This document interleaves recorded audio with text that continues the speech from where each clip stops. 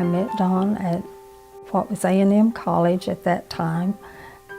We had been to a Vesper meeting at the BSU, and a group of us stopped at the corner drug for a soda, and it turns out that my roommate knew him and introduced us, and we made our first date and went to the library.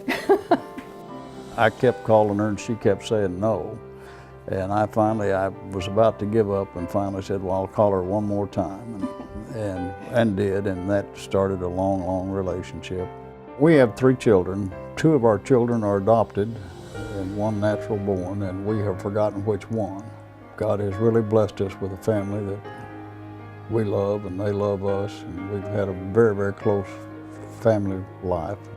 We have 6 grandchildren, 5 girls and 1 boy.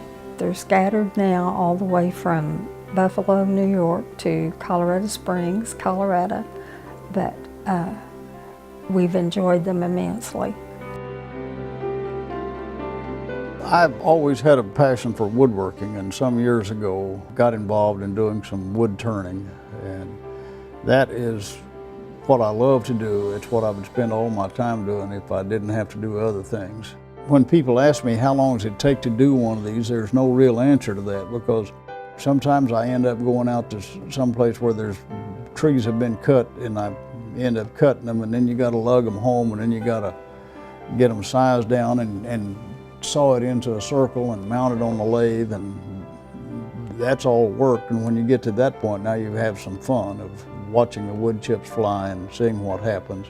Each wood has its own personality, and I like to think that that's kind of a reflection of life, because the flaws in this, where it's had a knot or been broken off or lightning struck or something, is what gives it the beauty.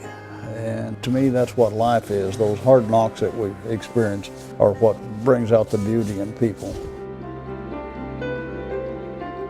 We happened to have some money that we wanted to give, and we wanted to give it to some ministry, and we considered several alternatives. And we believe in the cooperative program and the way it reaches out and uses the resources that are given to support the kingdom. And Falls Creek is associated with it, and so that and our love for Falls Creek and the ministries there led us to give to Falls Creek.